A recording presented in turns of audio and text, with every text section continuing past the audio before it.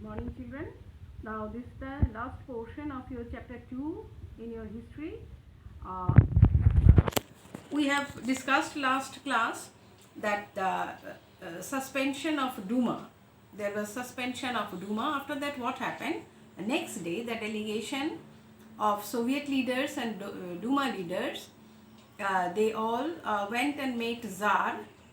Tsar resigned the throne on the advice of the military commanders on 2nd March 1917. Now those leaders made a provincial government. So the Petrograd Soviet had led the February Revolution that brought down the monarchy in February 1917. Now what happened after that February 1917? In the provincial government, army officials, landowners, industrialists, they played an important role, and that there were no restriction on public meetings, associations were removed. Now, Bolshevik leader Vladimir Lenin returned to Russia from exile in April 1917. Lenin and the Bolsheviks, they opposed the war since 1914. Now, he felt that this is the time for the Soviets to take over the power. The workers' movement and its effects, through the summer the workers' movement spread, industrial areas, factory committees were formed, trade union also grew in number. Lenin wanted the Bolshevik party to be renamed as the Communist Party to indicate its new radical aims. As the power of the provincial government was reduced and the Bolshevik influence grew, the provincial government resisted attempts by workers to run factories and began arresting leaders. Popular demonstrations staged by the Bolsheviks in July 1917 were strictly repressed. Countryside, peasants and their socialist revolutionary leader, they pressed for a redistribution of land. Land committees were formed. Peasants seized the land between July and September 1917.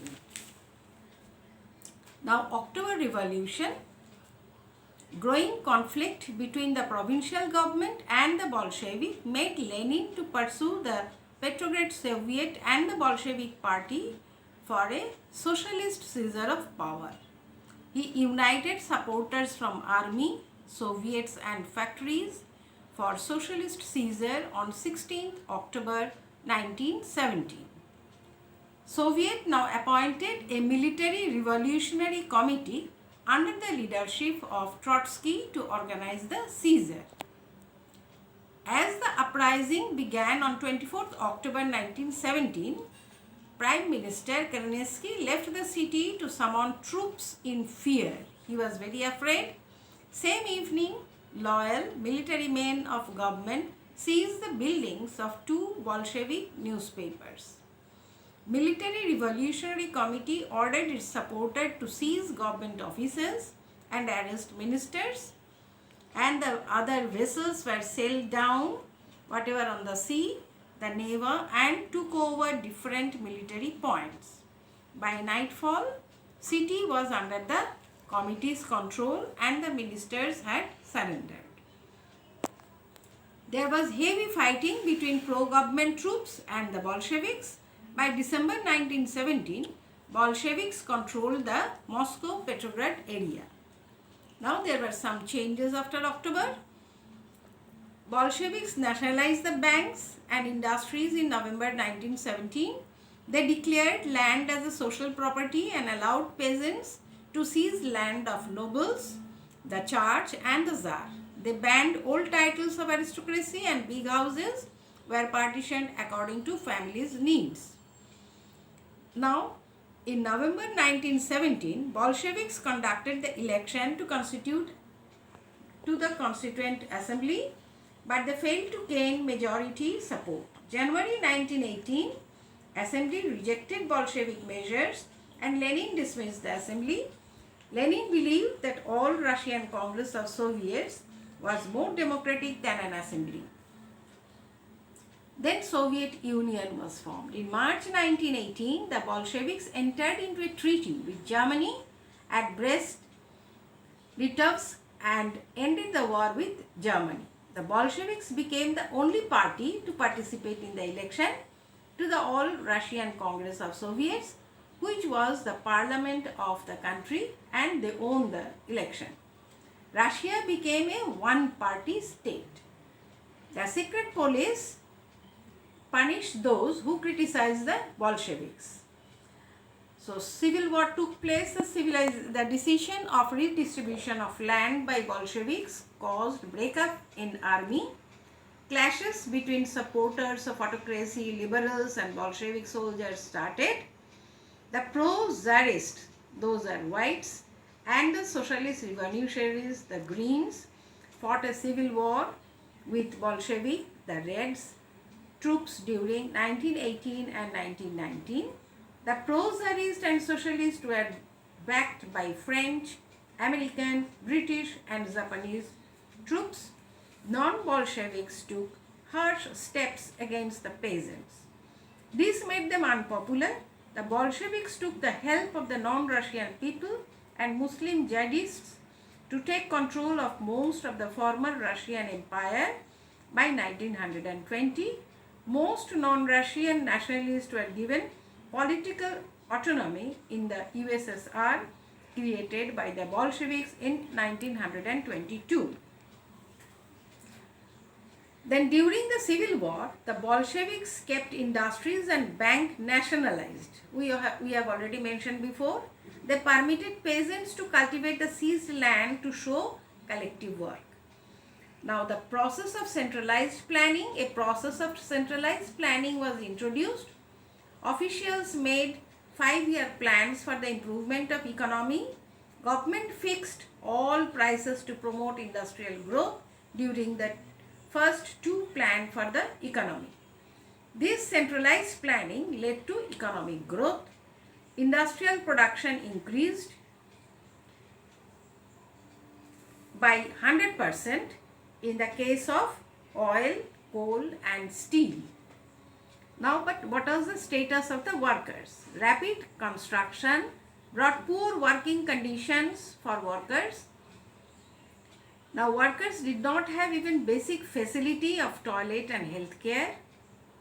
Now, Stalinism and collectivization, the period of early planned economy was linked to the disaster of the collectivization of agriculture. Joseph Stalin became the leader of the Soviet Communist Party after the death of Lenin in January 1924.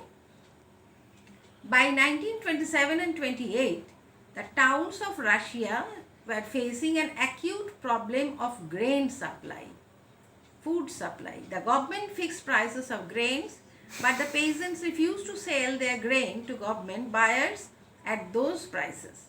Now, Stalin believed that rich peasants and traders in the countryside were holding stocks in the hope of higher price.